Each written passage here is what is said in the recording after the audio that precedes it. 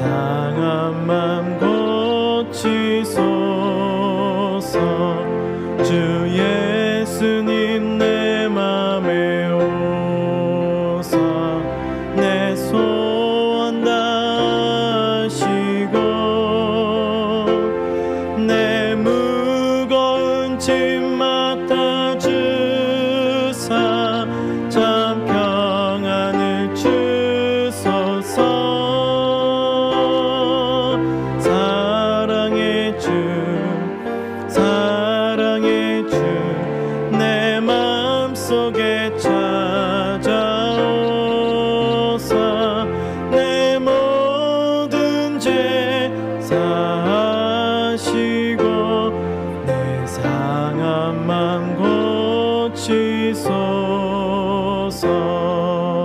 아멘.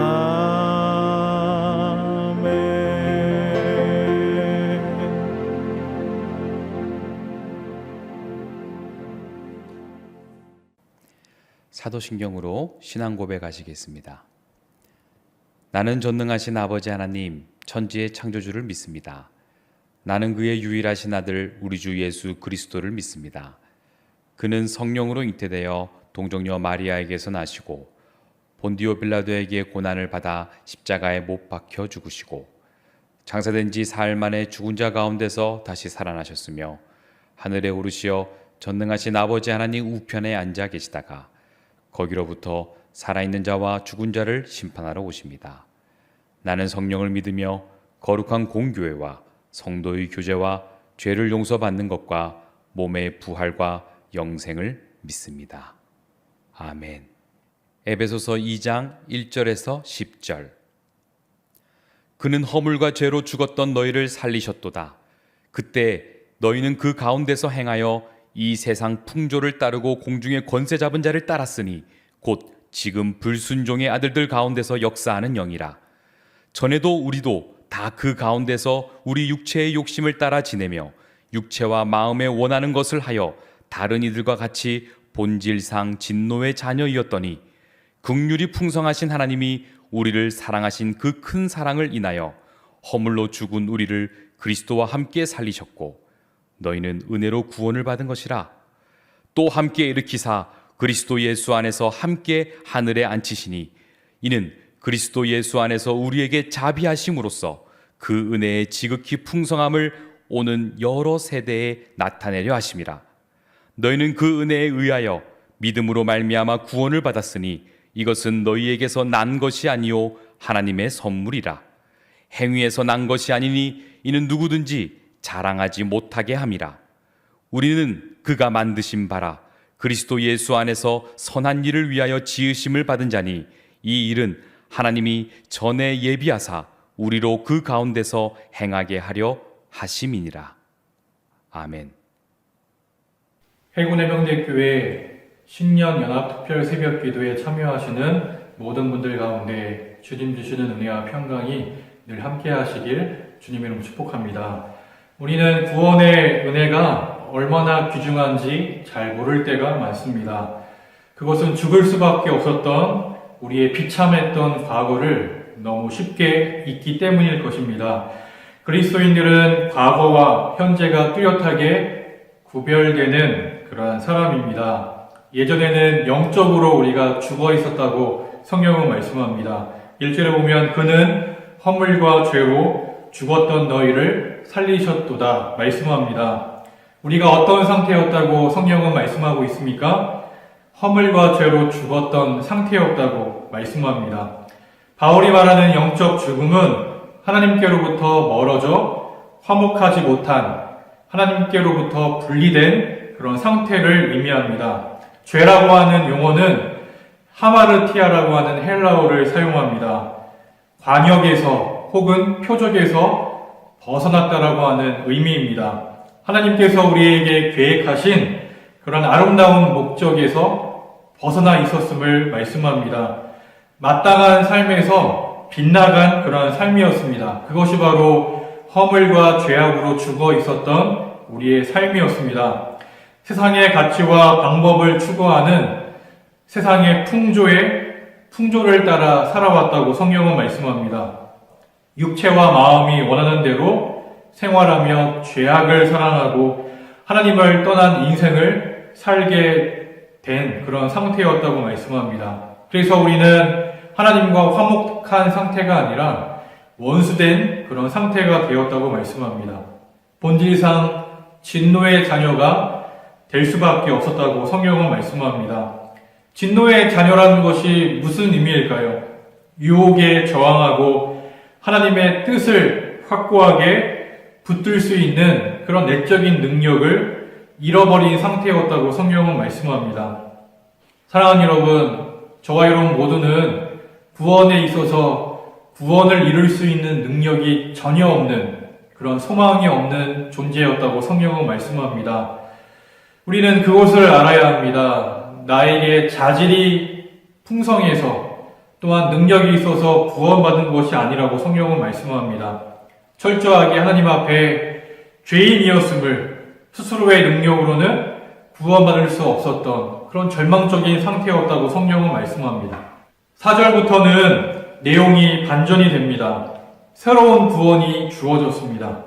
4절에 보면 긍휼이 풍성하신 하나님이 우리를 사랑하신 그 큰 사랑을 인하여 허물로 죽은 우리를 그리스도와 함께 살리셨고 너희는 은혜로 구원을 받은 것이라고 말씀하셨습니다. 우리 스스로의 능력으로는 구원을 전혀 이룰 수 없는 절망적인 상태였다가 새로운 구원이 시작이 됩니다. 그것은 우리 때문이 아니라 바로 긍휼이 풍성하신 하나님의 사랑이었고 또한 예수 그리스도의 십자가의 은혜였다고 성경은 우리에게 말씀합니다.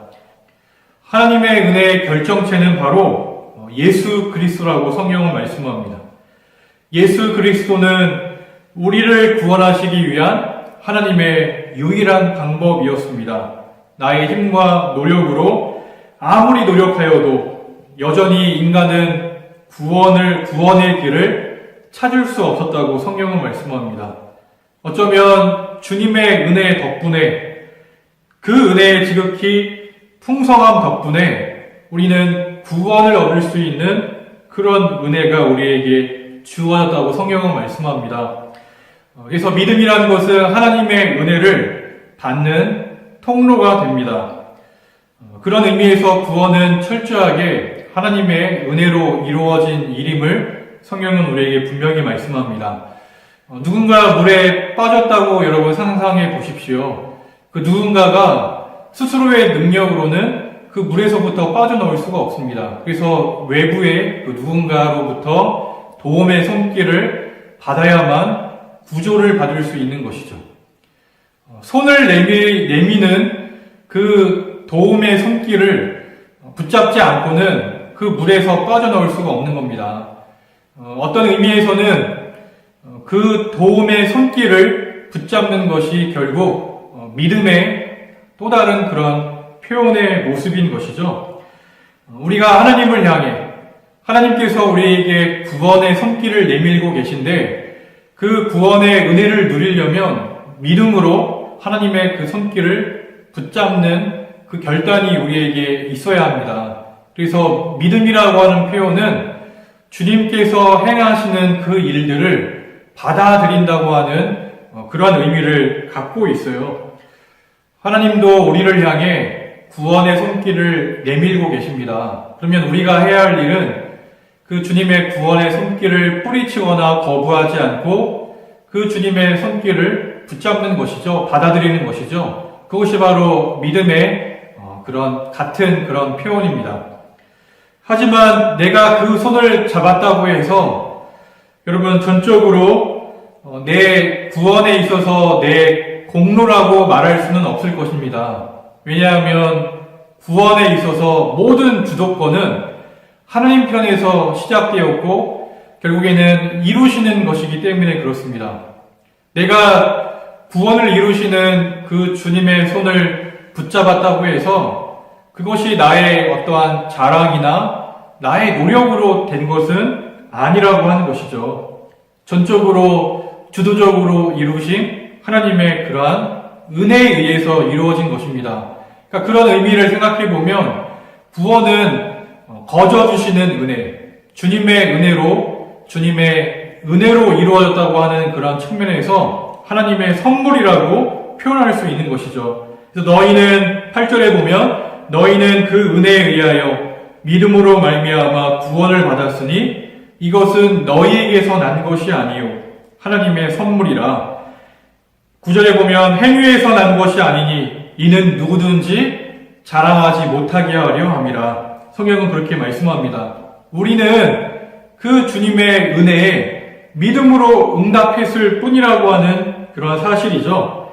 그러므로 그런 의미에서 구원은 전적으로 하나님의 은혜요 선물이라고 하는 것이죠.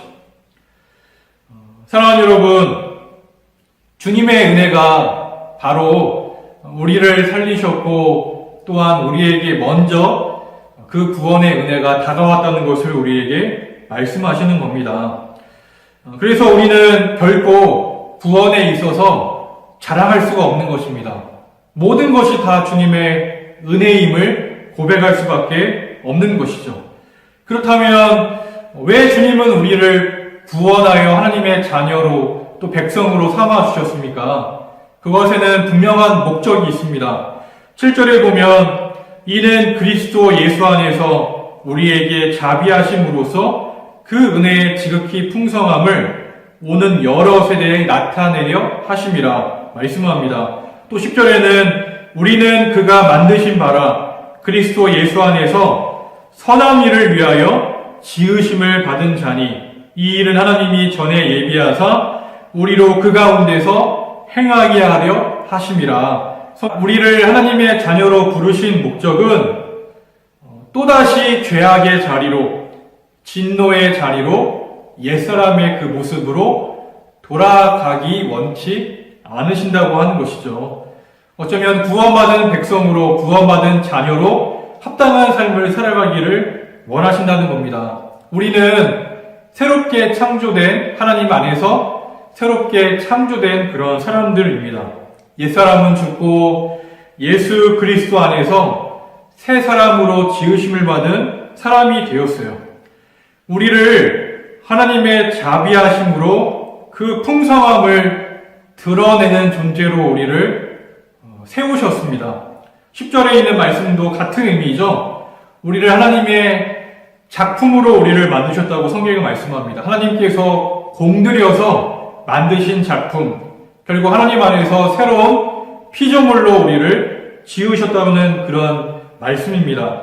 그것은 결국 우리를 통해 하나님을 드러내고 주님을 증거하며 하나님의 영광을 드러내는 선한 삶을 살도록 우리를 부르셨고 우리를 그런 삶으로 초대하셨다는 것을 우리에게 말씀하시는 겁니다. 선한 일이란 것이 바로 무엇입니까? 나의 삶으로 하나님의 영광을 찬미하는 일이요. 또 나의 삶을 통하여 하나님의 영광을 드러내는 삶으로 우리를 초대하셨고 우리를 부르셨고 세우셨다는 그런 의미입니다. 하나님을 예배하고 또한 하나님의 아름다우심을 찬양하며 하나님을 높여드리고 또한 하나님께 감사하는 삶을 살아가도록 우리를 부르셨고 세우셨습니다. 또한 주님의 그러한 놀라운 사랑과 은혜를 알지 못하는 이들에게 그 사랑을 전하고 증거하며 하나님의 영광을 드러내는 그러한 삶으로 우리를 부르셨다고 성경은 우리에게 말씀합니다. 사랑하는 여러분, 주님은 우리를 하나님의 자녀로 하나님의 백성으로 선한 일을 위하여 우리를 예수 그리스도 안에서 새로운 피조물로 우리를 만드시고 세우셨습니다. 우리의 삶을 통해 하나님의 영광을 드러내고 하나님의 아름다우심을 증거하며 또 주님을 드러내는 그러한 삶을 살아가기를 주님은 원하십니다. 저와 여러분 모두가 하나님께서 부르시고 또한 세우셨고 보내신 그러한 각자의 삶의 자리에서 또한 가정과 일터와 부대와 삶의 모든 자리에서 정말 하나님의 선한 일을 통하여 또한 주님의 영광을 드러내며 살아가는 저와 여러분 모두가 되시길 주님의 이름으로 축복합니다. 다 함께 기도하시겠습니다. 사랑의 주님, 허물과 죄로 죽었던 저희를 구원해 주셔서 감사합니다. 우리는 이러한 은혜를 받을 능력도 없었고 그러한 자격도 없었다고 성경은 말씀합니다. 그러나 풍성한 은혜로 인하여 우리를 허물로 죽었던 우리를 예수 그리스도를 통해 살리시고 구원해 주신 주님의 은혜와 사랑에 감사합니다. 이제는 우리가 사랑과 은혜를 베푸신 그 주님을 찬양하며 하나님의 아름다움과 영광을 드러내고 선한 일을 위하여 주님만을 위해 살아가는 저희들 모두가 될 수 있도록 하나님 우리를 축복하여 주옵소서. 예수님의 이름으로 간절히 기도합니다. 아멘.